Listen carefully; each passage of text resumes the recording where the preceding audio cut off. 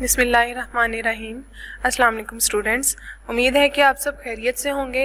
आज हमने पढ़ना है केमिस्ट्री का Bohr's atomic theory. So let's move on page number 33।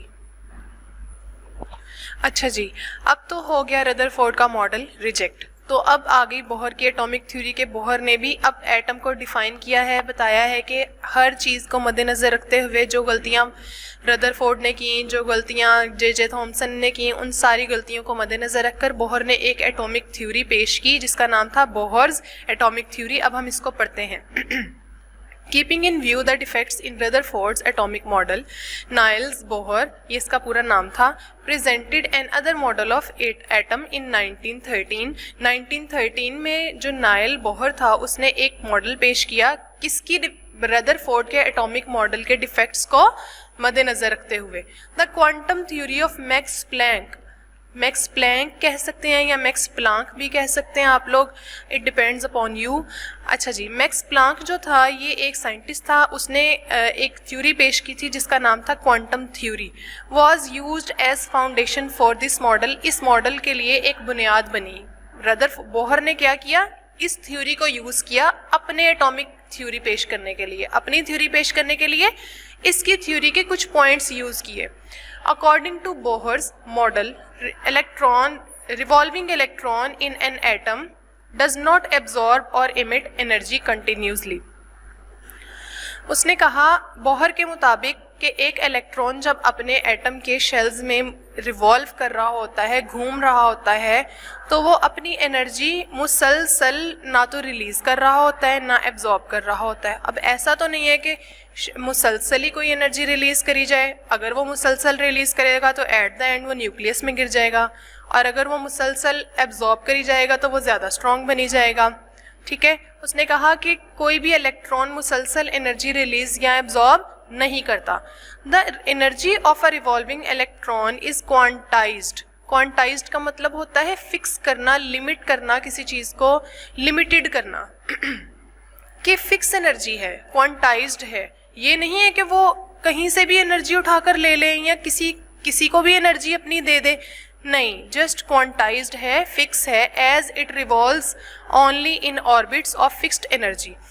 अब उसकी जो इलेक्ट्रॉन है वो रिवॉल्व कर रहा है, उस इलेक्ट्रॉन की अपनी एनर्जी भी क्वांटाइज्ड है, मतलब कि अपनी एनर्जी भी फिक्स है, और जिस ऑर्बिट में वो मूव कर रहा है, वो रिवॉल्व कर रहा है, उसकी एनर्जी भी फिक्स्ड है, और उसको हमने क्या नाम दे दिया? एनर्जी लेवल का। बाय हिम मतलब बोहर ने उसको एनर्जी लेवल का नाम दे दिया। The Bohr's atomic model is shown in figure. आपको ये फिगर में बताया गया है, ये जो सेंटर है ये न्यूक्लियस होता है एक एटम का, और ये जो आपको सर्कल्स नजर आ रहे हैं दीज आर द शेल्स या फिर ऑर्बिट। शेल नंबर 1 है n is equal to 1, shell number 2, shell number 3, और सबसे स्मॉल शेल जो होता है, जो न्यूक्लियस के करीब होता है, उसको के शेल कहते हैं, फिर उससे अगले वाले को एल कहते हैं, और फिर उससे नेक्स्ट को एम कहते हैं।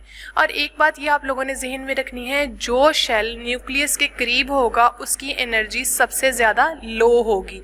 जैसे जैसे वो न्यूक्लियस से दूर होता जाएगा उसकी एनर्जी बढ़ती जाएगी। अब जब एक इलेक्ट्रॉन जंप करना चाहेगा अपने इस ऑर्बिट से इसके अंदर, तो वो एनर्जी यूज़ करेगा या एब्जॉर्ब करेगा, क्योंकि इसकी एनर्जी इसकी निस्बत कम है। तो इसने क्या करना है, जब यहाँ तक मूव करना है, जंप करना है, तो उसने एनर्जी को एब्जॉर्ब करना है।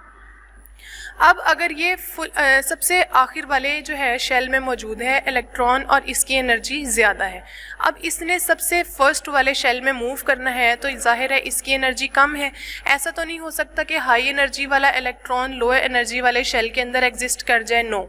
इसने अपनी एनर्जी रिलीज़ करनी है और उसके इक्वल करनी है कि वो इस शेल में स्टे कर सके, स्टेबल हो सके, तो वो एनर्जी रिलीज़ करेगा।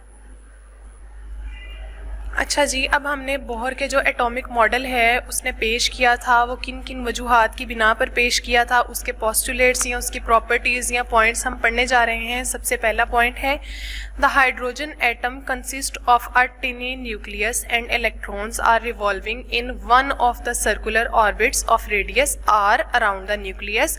आपको जैसे बता दिया मैंने कि न्यूक्लियस जो है वो सेंटर में मौजूद होता है, और शेल्स जो है न्यूक्लियस के गिर्द रिवॉल्व कर रहे होते हैं या ऑर्बिट्स रिवॉल्व कर रहे होते हैं।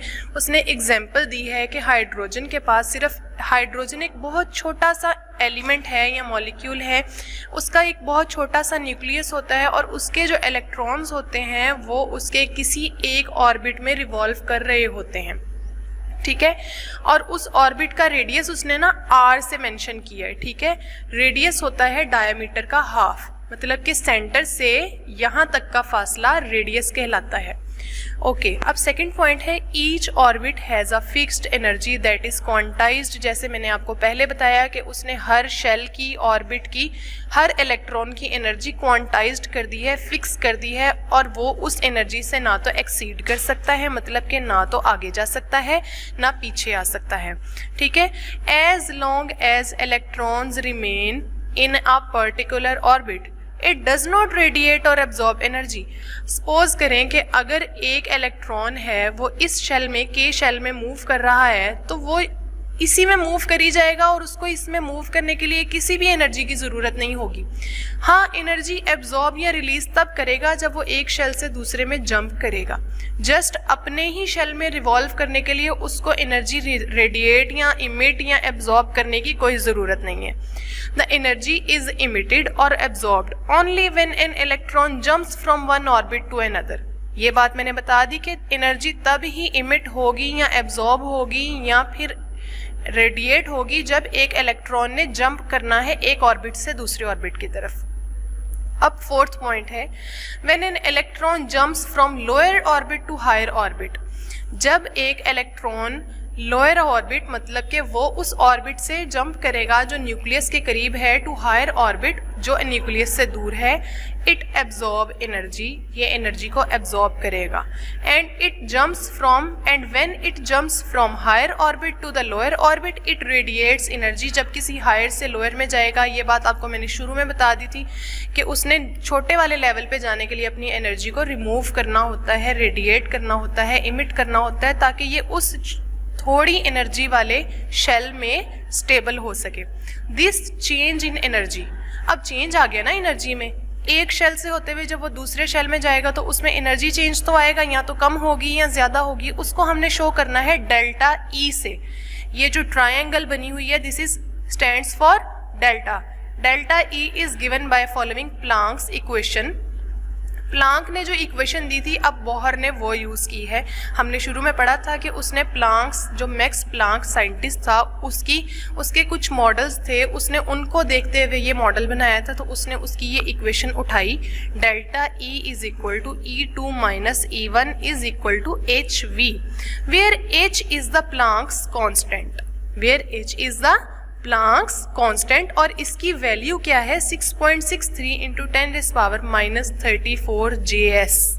And V is the frequency of light, या फिर स्पीड ऑफ लाइट भी आप लोग कह सकते हैं, but frequency is more suitable than speed.